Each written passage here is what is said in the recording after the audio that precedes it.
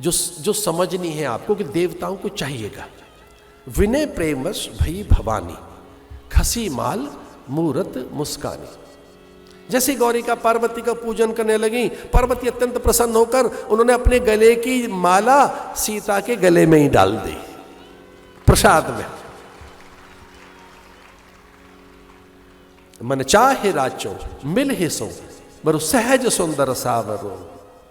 तुलसी बाबा तो एक और बात लिखते हैं, पूज ही मन कामना तुम्हारी, सुन सिय सत्य आशीष हमारी। पत्थर के होठ बुलबुलाने लगे, पार्वती बेचैन हो गई, वो प्रकट होकर साक्षात निकल आई मूर्ति में से। और देखो साहस पार्वती का, माथे पे हाथ रख दिया सीता के और कहने लगी जो तैने चाहा है वो मिलेगा।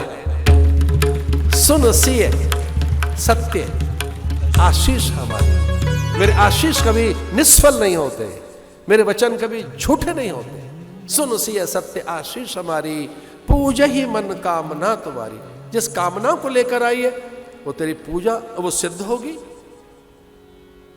मन चाहे राचो मिले सो बरु सहज सुंदर सावरो, करुणा निधान सुजान शील स्नेह जानत रावरो। ए भांति गौरी असीस सुन सिय सहित हिये हर्षित अली, तुलसी भवानी पुनि पुनि मुदित मन मंदिर चली, जान गौरे अनुकूल सिय ही हर्ष न जाय कहीं, मंजुल मंजुल बाम अंग फरकन लगे। ये हमें पता होता है कि हमारा इष्ट प्रसन्न हो गया कि नहीं, ये किसी को नहीं पता, हमें पता होता है। हमारे फूल से रीझ गया, हमारी स्तुति से, हमारे जल से, प्रणाम से। इतना पर्सनल रिलेशन है हमारा और हमारे भगवान का, तो पता होता ही है हमें हमारा इष्ट प्रसन्न है कि नहीं। जान गौरे अनुकूल सुन सिय, जान गौरे अनुकूल। और एक और बात हो गई, वाम अंग फरकन लगे। सीता जी के बाएं अंग फड़कने लगे। मैं बहुत बचपन में छोटा था, जिस गांव गली मोहल्ले में पैदा हुआ वहां पर गांव गली मोहल्ले के वहां के परिजन पुरजन ये बात सुनाते थे। वो बात मुझे अभी भी याद है, आंख फड़ के बाई बीर मिले या साईं। ये बीर माने भैया, सियाचिन की बर्फ में धंसा हुआ भाई। सारचू जैसलमेर और सीमाओं पे लड़ रहा मेरा भाई आएगा आज। अगर कुंवारी कन्या के फड़क रहे तो भैया आ जाएगा, पिताजी आ जाएंगे। युद्ध के मैदान में गए और जरा सी बड़ी हो जाती हैं लड़कियां तो बाएं अंग फड़के तो बड़ा अच्छा लगता है, उन्हें लगता है अब साईं मिलेंगे, स्वामी मिलेगा। वामांग फरकना शुभ लक्षण है किनका? युवतियों का। सीता जी निकल रही हैं मंदिर से।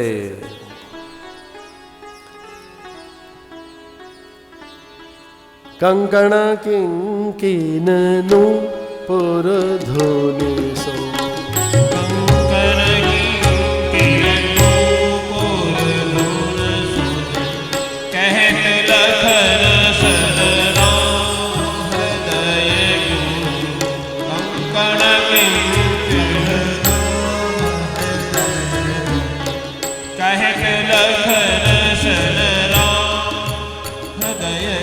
रुंझुन रुंझुन, वो पायल के रुंझुन, पायल की झनकार, कंकड़ों की आवाज, रेशमी वस्त्रों की सरसराहट, हल्की फुल्की थोड़ी सी कानाफूसी सी।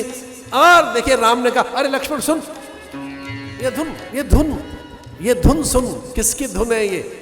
कंगन, कंगन बज रहे हैं माँ के, पायल, माँ के आभूषण।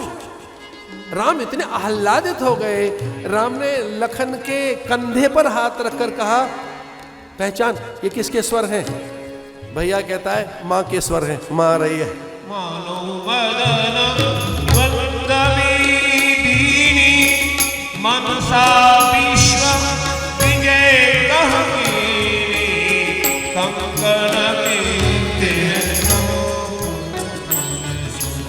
लीला बड़ी अद्भुत है।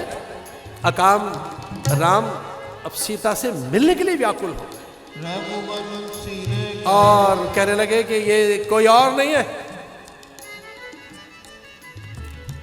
रघुवंश कर सहज स्वभाव मन कुपंथ पग धरे न काहू। लक्ष्मण, मैं अचानक ये आ रही जो धुन है किसी स्त्री की, इस पर मेरा ध्यान खिंचा जा रहा है। पहचाना ये कौन है? लक्ष्मण गिर पड़े चरणों में। माँ आ रही है, लक्ष्मी जी आ रही है। माँ बोले, हाँ यही मैं कह रहा था कि मैं रघुवंशी हूं, पर स्त्री पर हमारा ध्यान कभी नहीं जाता। और इसका अर्थ है सीता आ रही है। तो इसका अर्थ क्या था? तू यहां से निकल, मैं जरा सीता से बात कर रहा हूं।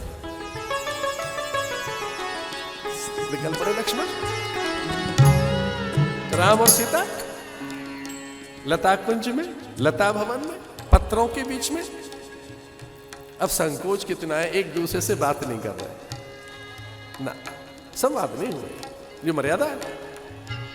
परस्पर एक दूसरे को देखा, आदर किया, आश्वासन दिया कि विचलित मत हो जाना, भयभीत मत हो जाना। राजाओं को एक बार प्रयोग कर लेने देना, धनुष उठाने का उनकी जो रचमाइश हो जाए, अब दुखी मत हो जाना। ठीक समय पर गुरुदेव मुझे आज्ञा देंगे और फिर अब बहुत देर नहीं होगी, मैं तभी बात करूंगा। मनी मन ये सारी बात हुई। इसे मर्यादा कहते हैं, इसे मर्यादा कहते हैं।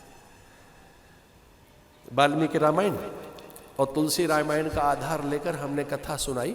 इस बार हमारा मन ये था कि बहुत दिनों से राम के रस के प्रसंग नहीं आए, और यहाँ ये जो यजमान हैं इतने अद्भुत हैं सारे। मैं इनकी प्रशंसा नहीं कर रहा हूँ, बड़े विनम्र हैं, कोई बात को मान जाते हैं। अति विनम्र, अत्यंत सुशील और संस्कारवान यजमान मुद्दत के बाद मेरे हाथ लगे हैं। नहीं तुम्हारे यजमानों को हमने देखा है चाट पकौड़ी खाते रहते हैं वहां बैठकर। ये बेचारे कथा सुन रहे हैं, ये व्यवस्था देख रहे हैं, ये साज सज्जा में लगे, ये भोर से लेकर रात तक लगे रहते। तो हमें लगा कि जब यजमान, श्रोता, यहाँ की प्रजा, यहाँ के रसिक जन, आस्तिक जन, आप सब जो लोग यहाँ आए हैं दूर दूर से, तो मुझे लगा कि मैं राम से इतर कहीं और नहीं जाऊंगा। मैं राम को छोड़कर कहीं नहीं जा सकता। कथा में लौकिक प्रसंगों की चर्चा नहीं करेंगे, वर्तमान में क्या हो रहा है इसकी चर्चा नहीं करेंगे। वर्तमान तो बड़ा भयावह है, निंदा से भरा। टिप्पणियां, प्रतिक्रियाएं, प्रतिक्रिया नहीं है, भीषण प्रतिक्रियाएं।